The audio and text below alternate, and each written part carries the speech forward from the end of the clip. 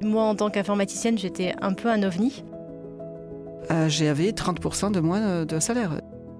Plus le poste est qualifié, moins on va avoir de filles qui candidatent.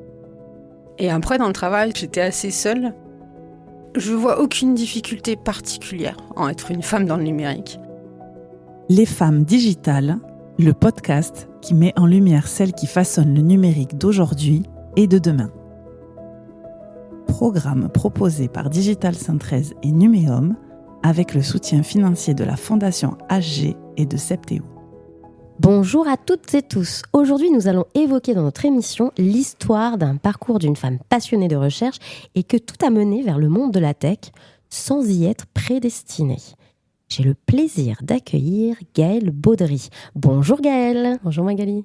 Alors, nous commençons toujours par la petite question introductive de l'émission. Dis-moi, qui es-tu ? Et surtout, en quoi es-tu une femme digitale ? Alors, je m'appelle Gaëlle, j'ai 35 ans, je suis mariée, j'ai 2 enfants et je suis actuellement responsable communication et marketing à Berger-Levrault. Pourquoi je suis une femme digitale ? En fait, concrètement, au quotidien, mon travail, c'est promouvoir des logiciels innovants. Et donc, qui dit logiciel dit numérique. Et ces logiciels, ils peuvent être soit avec de la technologie innovante, comme de l'IA, des objets connectés qui vont être couplés à ces logiciels. Ça peut être aussi de l'innovation dans les usages, par exemple pour répondre au mieux aux problématiques de nos clients dans l'utilisation de ces logiciels. Donc le but, c'est d'en fait, par la communication et le marketing, de valoriser des produits et des équipes qui travaillent pour faire que nos clients soient le mieux accompagnés dans la transformation numérique qu'ils vivent dans la société. Donc, je t'ai déjà entendu dire, finalement, dans tes actions, tout est numérique, tout est digital. Ah oui, la grande majorité est vraiment très digitalisée en fait. Je développe une stratégie de communication qui utilise beaucoup d'outils en fait numériques, que ce soit des sites web, des réseaux sociaux, que ce soit même soit moi-même avec l'ordinateur, soit avec des partenaires, aussi bien la direction communication du groupe, aussi bien les salariés qui m'expliquent leurs travaux justement de recherche, aussi bien les clients qu'on va aller voir. Donc il y a quand même du face-à-face, mais le but c'est vraiment de promouvoir de manière numérique. Alors, si je comprends bien, donc tu promeus la tech, mais ta petite particularité, c'est que tu n'as pas forcément suivi un parcours informatique ou numérique ou mathématique. Alors oui, au début, c'est vrai que je suis quand même une femme qui vient des sciences humaines et sociales. Donc j'ai fait un DUT, à l'époque ça s'appelait DUT, en technique de commercialisation, donc c'est du commerce pendant 2 ans. Puis j'ai surtout beaucoup aimé tout ce qui était communication et veille à la création de support. Donc je suis partie ensuite en licence et master information communication. Et j'ai terminé en faisant un double parcours au master professionnel et recherche qui m'a ouvert la porte en fait à mener une thèse. Et j'ai choisi d'utiliser le dispositif CIFRE pour mener ma thèse. Alors justement, est-ce que tu peux nous expliquer ce que c'est une CIFRE ? Et puis comment ça se passe ? Comment on l'intègre ? Quel est un petit peu justement le parcours CIFRE ? Alors une CIFRE, c'est tout simplement un dispositif qui permet de mener une thèse. Peu importe la discipline, c'est en fait un dispositif tripartite. Donc ça veut dire qu'il va mettre en lien une entreprise qui va bénéficier donc d'une aide financière pour recruter un jeune en CDD de 3 ans qui va mener des travaux de recherche appliqués à ce terrain industriel qu'est l'entreprise. Ce salarié doctorant, il va être également encadré par un laboratoire de recherche qui va donc financer tout ce qui va être éducation à la science, à la recherche, des formations, etc. et donner des moyens pour mettre en œuvre scientifiquement la recherche. Donc la CIFRE, en fait, c'est un dispositif qui est financé par le ministère de l'Enseignement supérieur, de la Recherche et de l'Innovation, et il est mis en œuvre plus concrètement par l'ANRT, qui est l'Agence nationale de la recherche et de la technologie en France. Ok, alors donc toi, ça signifie que tu avais vraiment ce penchant au niveau de la recherche fondamentale, c'est ce qu'on appelle la recherche fondamentale, j'imagine, quand on fait une CIFRE, mais appliquée aux entreprises. C'était quoi exactement ta thématique ? Donc j'étais en communication des organisations, donc communication appliquée aux entreprises. Je m'étais intéressée dans une entreprise qui est un sous-traitant de l'aéronautique et du spatial, à comment les salariés de cette entreprise se construisent les images qu'ils ont de leurs propres entreprises. À savoir que c'était une entreprise qui était quand même assez grande, plus de 900 salariés, qui était implantée dans 6 pays différents, avec le siège majeur en France. beaucoup de métiers différents. Et donc, chacun a une image de cette entreprise-là. Et en tant que responsable communication, parce que j'étais aussi en train de créer la communication transnationale de cette entreprise qui n'en avait pas, c'était le but de comprendre et identifier quels sont les éléments qui participent à ces images qu'on se crée de l'entreprise pour ensuite mettre en œuvre des actions de communication pertinentes pour lier l'identité de l'entreprise telle que les dirigeants l'aperçoivent et veulent la mettre en valeur avec ce qu'en pensent les salariés. Alors, on est en quelle année quand tu fais cette cifre ? Mais on est de 2013 à 2016. Ok, alors je pose cette question parce que c'est vrai que ça s'approche très très fortement à ce qu'on appellerait aujourd'hui du digital marketing, on y reviendra. Et c'est vrai que cette histoire, alors que ce soit image de l'entreprise, marque employeur, c'est vrai que c'est des choses que les entreprises ont extrêmement développées ces 10 dernières années, mais il y a 10 ans, on n'en parlait pas beaucoup. Donc c'est vrai que tu es un peu à l'origine de ce nouveau courant qui a été de dire maintenant, on va aussi s'intéresser à la vie des collaborateurs et des collaboratrices et à l'image de l'entreprise. Oui, en fait, ça, c'était vraiment un axe qui était très intéressant et qui était, en effet, pas forcément l'axe majeur de base de la thèse, parce qu'il était vraiment dans les représentations sociales, leur dynamique de construction. Et avec le recul, c'est vrai qu'on peut voir qu'on était vraiment déjà au cœur de ce qui est maintenant les préoccupations actuelles en entreprise. Alors, suite à la cifre, je me suis un peu renseignée, je sais que tu as voyagé et surtout que tu as enchaîné, alors ça qui est intéressant, différents dispositifs. Alors, tu m'as parlé de VIE, de dispositifs Carnot. Est-ce que tu peux brièvement nous en parler, nous les présenter et nous expliquer la suite de ce parcours ? Oui, alors c'est vrai que j'ai soutenu ma thèse en juin 2016. Et 2 jours après, j'étais déjà au Mexique parce qu'on allait se marier avec ma femme qui est mexicaine. Et après, on avait décidé d'aller vivre à Barcelone. Donc là-bas, j'ai trouvé un travail sous un dispositif VIE, qui est le volontariat international en entreprise. Et ce dispositif-là, c'était donc un engagement auprès d'une entreprise française qui veut se développer à l'étranger, mais qui n'a pas forcément de siège ou d'entreprise à l'étranger. Mais le but, c'est de pouvoir mettre au bénéfice de cette entreprise mes compétences ici en communication commerciale plus précisément pour développer son activité. Donc moi là, c'était en fait développer la notoriété et la promotion des produits d'un produit en réalité virtuelle. Et le but était de le développer en Espagne, sur le marché espagnol, mais aussi à l'étranger, en allant échanger aussi bien donc en espagnol en Espagne et en anglais dans différents pays, Asie, Amérique, etc. Donc là, c'est pareil, tu étais vraiment face à une entreprise extrêmement tech et numérique, réalité virtuelle, pareil un peu en avance de phase de la grande vague de réalité virtuelle. C'est génial. Et sans avoir, encore une fois, j'insiste, fait au départ des études techniques. Oui, c'est sûr. En plus, pour tout dire, à la base, en arrivant à Barcelone, j'ai commencé en faisant plutôt assistant de prof de français langue étrangère dans un collège-lycée qui était plus sciences humaines et sociales. Et après, le hasard des choses a fait que j'ai rencontré cette entreprise-là et qu'on a monté ensemble ce projet. Donc oui, je me suis dirigée petit à petit vers des secteurs toujours plus tech, en fait, les uns les autres. Et alors, la suite, donc, t'es rentrée en France et puis, nouveau dispositif, voilà, c'est incroyable ta vie, dispositif Carnot. Est-ce que tu peux nous en parler ? Alors oui, après, on est rentré en France et du coup, j'ai travaillé dans un centre de recherche. Et là, j'ai été intégrée à l'Institut Carnot Cognition, qui est donc un dispositif, en effet, c'est un guichet unique, si on peut dire ça comme ça. C'est un réseau composé de une vingtaine de laboratoires de recherche sur le thème des sciences cognitives. Et en fait, il y a différents Carnots en France.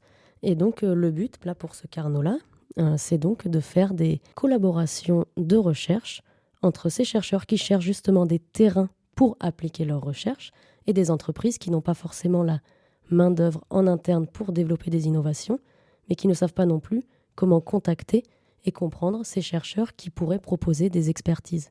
Donc le but, c'est de faire des liens, de les appliquer, et donc ça peut se passer au travers, par exemple, de tests CIFRE, tout simplement, mais aussi de contrats de collaboration de recherche beaucoup plus longs.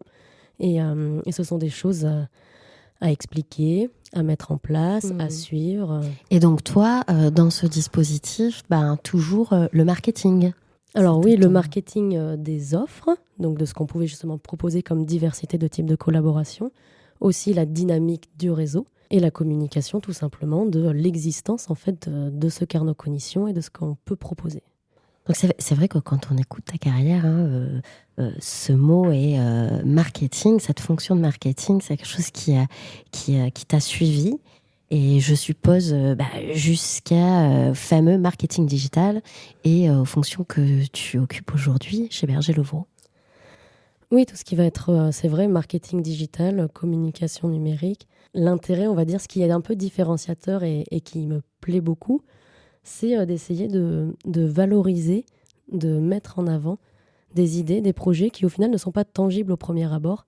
Parce qu'en fait, un contrat de recherche, tant qu'on n'a pas les résultats de la recherche, c'est très difficile d'arriver à valoriser quels vont être les résultats attendus, vu qu'on ne sait pas vraiment comment ça va se passer, ce qu'on va y trouver à la fin. Sinon, on ne ferait pas la recherche. Et oui, on a des moyens, mais on n'a pas forcément une obligation de résultat. Exactement. Et pareil, par exemple, à Berger-Levrault, pour un prototype qu'on aurait développé par les membres de l'équipe, ou alors un produit, une solution qui est déjà en cours, mais en fait une solution innovante qui est personnalisable par le client. Du coup, elle est tellement personnalisable qu'on n'a pas énormément de matière, on va dire, commune à mettre en avant, et que une grande partie de l'intérêt de ce produit-là est dans la personnalisation qu'on va pouvoir lui apporter. Donc arriver à valoriser le fait qu'une fois que ce sera bien développé d'ici quelques mois, vous allez avoir tous les avantages de ce produit-là. Alors que au départ, on n'y croyait pas. Non tangible. C'est vrai que c'est assez surprenant et c'est un autre axe de l'innovation. Mais c'est vrai que qui dit innovation, on dit forcément recherche. Et la recherche, quand on cherche, on n'est pas obligé de trouver. Alors, tu as aussi un avantage, il faut qu'on en parle, mais c'est aussi dû à l'histoire que tu es en train de nous raconter. Tu es devenue trilingue. Oui, ça c'est vrai. Ça, c'est une opportunité que j'ai eue parce qu'à la base, certes, je suis française. Mais le fait d'avoir rencontré ma femme qui est mexicaine, je me suis mis à l'espagnol. Et après, l'anglais, il est obligatoire. Dès qu'on commence à parler de marketing, veille marketing ou recherche et innovation, beaucoup de contenu est en anglais. Puis aussi, certes, en travaillant en Espagne, je parlais espagnol sur le marché espagnol, mais dès qu'on passait les frontières de l'Espagne, l'anglais reste quand même la langue commune de collaboration. Donc ça a été une vraie force aussi, finalement, dans ta carrière, d'avoir cette compétence linguistique. Oui, puis en plus, on se rend compte au quotidien. Moi, j'ai eu la chance d'intégrer des services innovants où on n'est pas que des francophones. Donc du coup, pour arriver à échanger, c'est vraiment très important de parler d'autres langues. Alors, bien que ton histoire soit en effet atypique, d'un œil extérieur, comment décrirais-tu tes différentes expériences dans le numérique d'un point de vue de mixité ? Moi, j'ai très souvent été entourée d'hommes ou de femmes. Après, c'est vrai que dans la partie, tout ce qui va être innovation au numérique, de ce que j'ai vécu, je constate qu'il y a quand même un peu plus de présence masculine que féminine, même si je trouve qu'il y a de plus en plus de femmes qui intègrent ces postes-là. Après, c'est vrai que avec ma vie personnelle, j'ai pas vraiment passé en priorité cette considération, on va dire. J'étais plus dans la considération de tisser des liens avec les gens, les comprendre. Et surtout que moi, j'ai beaucoup déménagé. Aussi, j'ai fait beaucoup de judo. Donc, on était plus dans peu importe si t'es petit, grand, fille, garçon. Chacun discute, chacun se respecte. Et après, on échange et on voit si ça colle ou si ça colle pas. Et c'est un peu ce qui s'est créé dans cette direction innovation où au final, on est des gens qui viennent un peu de partout. Chacun, on a notre propre expertise qu'on essaye justement de mettre en collaboration avec d'autres gens qui ont d'autres expertises pour créer 1 + 1 = 3. Une vraie diversité de tout type, de tout genre et de toutes compétences.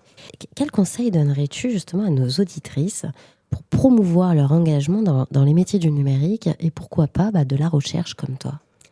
Alors si j'avais 1 ou 2 conseils à dire, ce serait de surtout passer du temps à sortir de ses livres et de sa recherche, même si on est passionné ou que parfois on a vraiment envie d'aller jusqu'au bout de ce qu'on recherche sur notre concept, et plutôt de s'ouvrir aux autres aussi, et d'essayer de faire un peu attention aux différentes manières de travailler de chacun, d'appréhender les situations, de penser les choses, parce que c'est ça qui peut nous faire aussi sortir de notre cadre et appréhender une autre manière de penser telle perspective de recherche ou telle fonctionnalité d'un produit qu'on n'aurait pas pensé. Donc en fait, tu dis faites appel à votre créativité un petit peu. Faites appel à votre créativité, aussi faites confiance à vos compétences métiers, et aussi et surtout quelque chose que j'ai appris là après c'est plus de 10 ans, on va dire, dans ce travail de la recherche et de l'innovation, c'est, on peut l'entendre, j'ai passé beaucoup de temps à développer tout ce qui va être côté international, côté compétences métiers à chaque fois, essayer de comprendre toujours plus les différents secteurs dans lesquels j'ai pu évoluer. Et au final, maintenant, je pense que c'est intéressant aussi de donner un temps précieux à évoluer intérieurement. Parce que du coup, en évoluant intérieurement aussi, on fait preuve de plus de réflexivité, on s'entoure des personnes qu'on aime, et ça permet aussi d'évoluer, de donner une étape supplémentaire au parcours de vie. Ouais, on se rapproche un peu, on en parle souvent autour de ces micros, c'est le sens.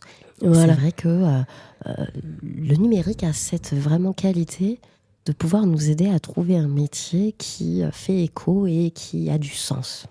C'est ça, histoire de donner une version de nous-mêmes toujours meilleure, on va dire, par rapport à ce qu'on voudrait. Et ça, pour une femme digitale, ça peut faire la différence. Et ça peut être un plus aussi bien dans la vie personnelle que professionnelle pour toutes les femmes du digital. Eh ben, merci beaucoup Gaëlle pour ce témoignage et ce dernier message qui, je suis certaine, fait vraiment écho auprès de nos auditeurs et de nos auditrices. Et donc, je rajouterai par rapport à tout ce que tu viens de dire, dans le numérique, il n'y a pas de barrière, mais un écosystème multiculturel, et ça, on ne le répétera jamais assez. Alors, nous clôturons cette émission, et oui, la fin arrive toujours trop vite, avec notre mantra, le numérique. Une opportunité pour les femmes, une opportunité pour le numérique. Et c'est ainsi que s'achève notre émission du jour consacrée aux carrières mi-recherche, mi-entreprise. J'espère que les dispositifs Cifre, VIE et Carnot n'ont plus de secret pour vous et que vous l'aurez compris, même si vous êtes passionné par le monde de la recherche, le numérique peut vous offrir une carrière riche en innovation. Je vous dis à très vite pour un nouvel épisode et en attendant, n'hésitez pas à réécouter cet épisode et les précédents sur vos plateformes de streaming préférées. C'était Les Femmes Digitales, un programme imaginé par Digital 113 en partenariat avec Numéum. Nos témoignages sont disponibles sur toutes les plateformes de streaming audio et sur digital113.fr.